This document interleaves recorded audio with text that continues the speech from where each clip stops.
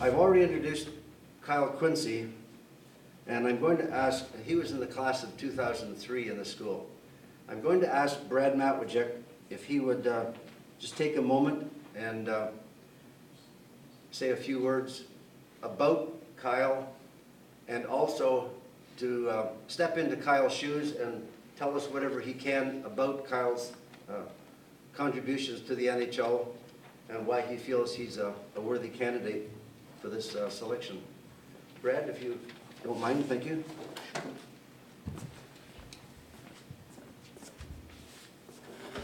Now, I know Tom and I have actually coached together, and when I first came in, he said, make it quick.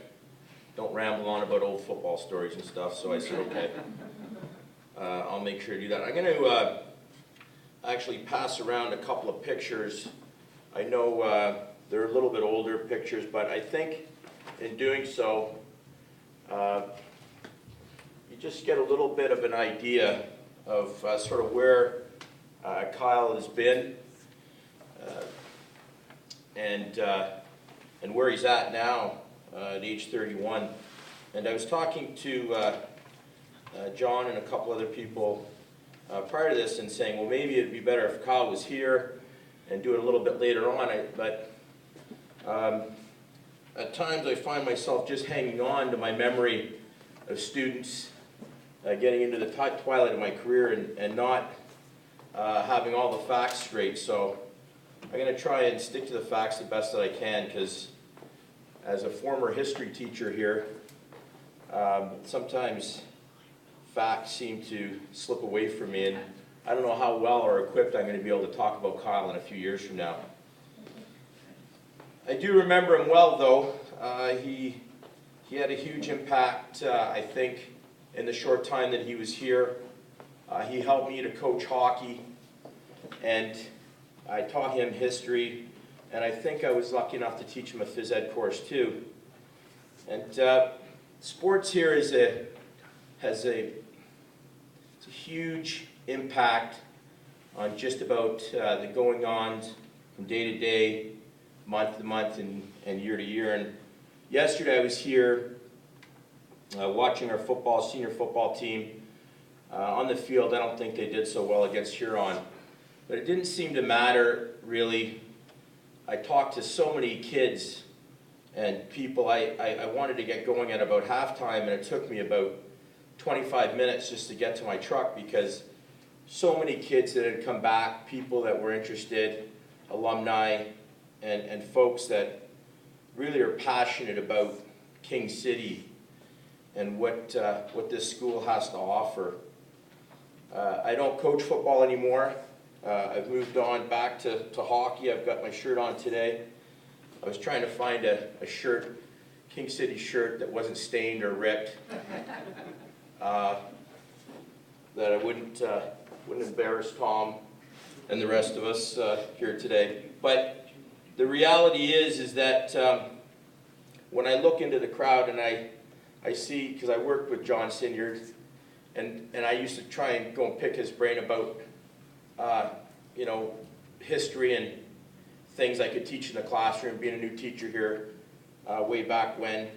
And he didn't want to talk about that. He always wanted to talk about sports and how the football team was doing and how the baseball team was doing. And I really got a sense of how passionate the staff was at the time about sports and how important it was to the very fabric of this school. Joe Thompson, who I just said to him, he probably is the reason why our junior football team went all the way to offsite. He doesn't agree with me. But anybody that could keep Murray Miller under control and focus his energies is probably the reason why our team won. But I know I'm here to talk about Kyle, but I think that those things really need to be said. And I think it was Joe who said to me that one of the three things, or said to our staff, are so important are the 3 R's. And I asked him what that meant, and he said at the time that respect, rapport, and relationships are critical when dealing with young people here at the school. And when he elaborated, I think that since I heard that statement, it's kind of the way I've tried to, sort of model not only the way things should be and the way things could be here at King. And when Kyle first came to this school, a lot of the kids already knew who he was, his exploits. I had no idea. And so when he walked into the history class at the time, he was just an ordinary student, like everybody else. And at the end of class, he came up to me and he said, can you give me, sir, a list of the assignments that are going to be due moving forward? I need them all by tomorrow. That threw me for a loop because I didn't quite have one assignment ready for him. I was just kind of going lesson by lesson at the time, trying to put things together based on Tom's binder that he had given me. And so I said, okay, let's talk about it. Is there a reason why you need all the assignments right away? And he said, yeah, I'm actually hoping to play for the Team Canada under-17 team for hockey. And in my mind, I was thinking, yeah, and so was everybody else under the sun. So the reality is that he had already made the team, and he was very humble and within himself, and he never mentioned it again after that until he gave me a picture, which I sent out. I'll pass it around, or I'll leave it out for you guys to look at.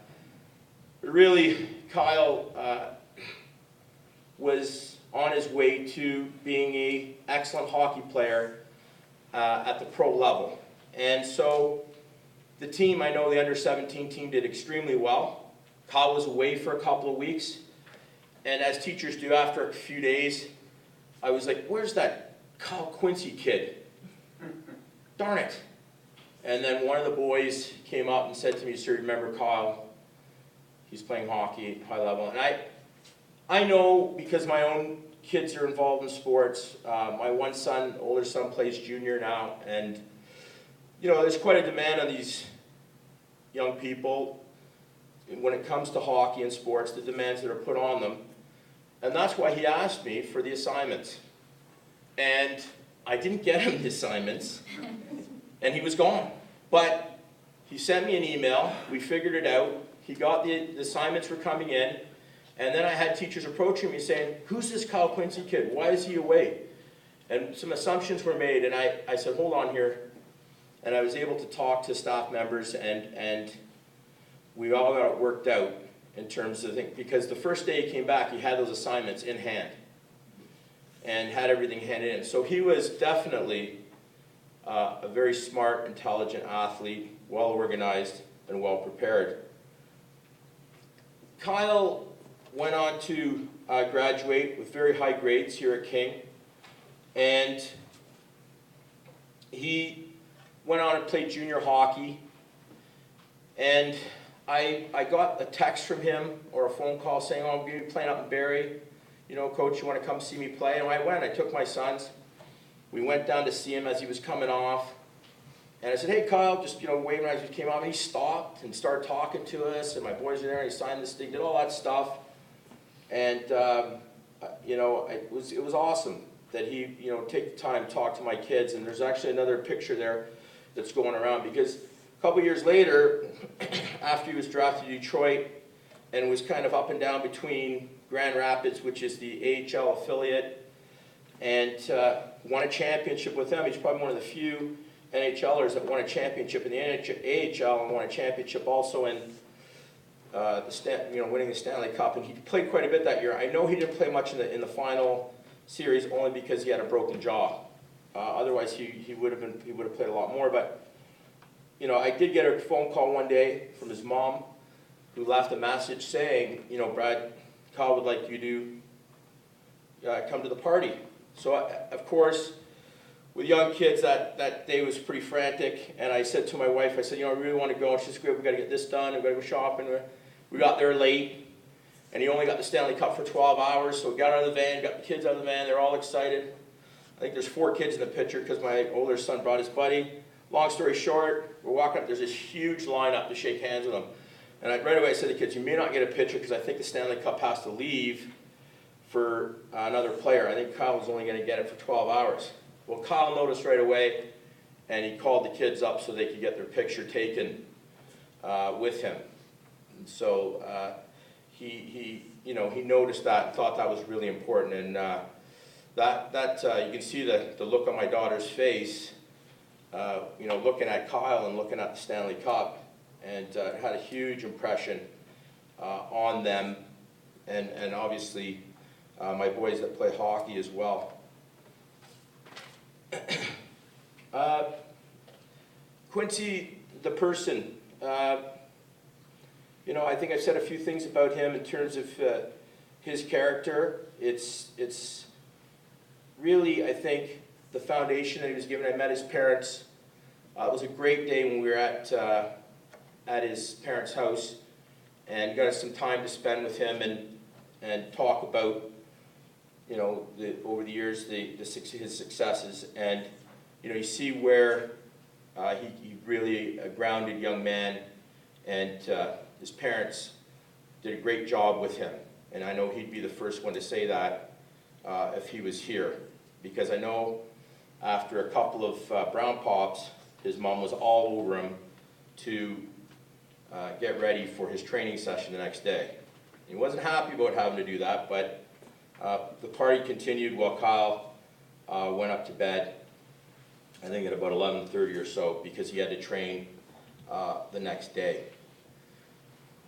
As a hockey player, I've seen Kyle play a very unselfish type player. For those of you who like hockey, would really, really like his game. We were talking a little bit before about him being traded. Just sort of part of the game. I know he was up for a fairly big contract coming up with Detroit.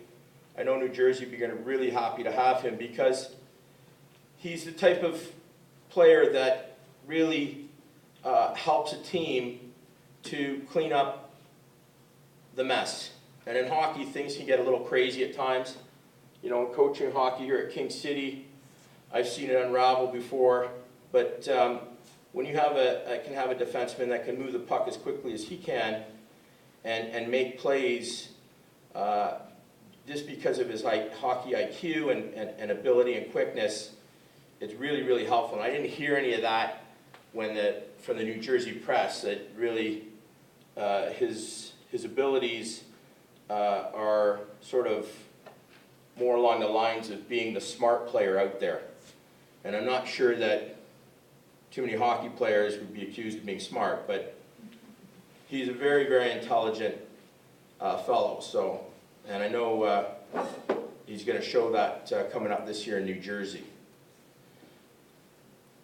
Just in sort of finishing up and speaking with Kyle, about Kyle, and that kind of being my first couple of years here, Tom Tom Ellison and Mike Mallory had a huge impression on me when I first came here. I know when sort of first entered the building and went up to meet Tom and later Mal, and spending all the time I have with them with coaching at different teams, and when I've really been lucky to meet a lot of youngsters and their parents that are passionate about academics and athletics. And I think Kyle Quincey has set the standard for that at King City. I think he set the standard of being not only a really good athlete, but a smart individual. And there's others out there as well. Nick Shortle, now playing in the CFL, would be that example for football. I mean, all you'd have to do is go back and look at his grades, and then how well he did it at McMaster before being drafted to the Montreal Alouettes. So, really proud to mention his name when talking to young athletes here about the impact that he had not only had when he was here, short time he was here, but the impact that he's having now. you know, in the NHL. So, you know, congratulations, Kyle. And, you know, I look forward to seeing you down the road at some point.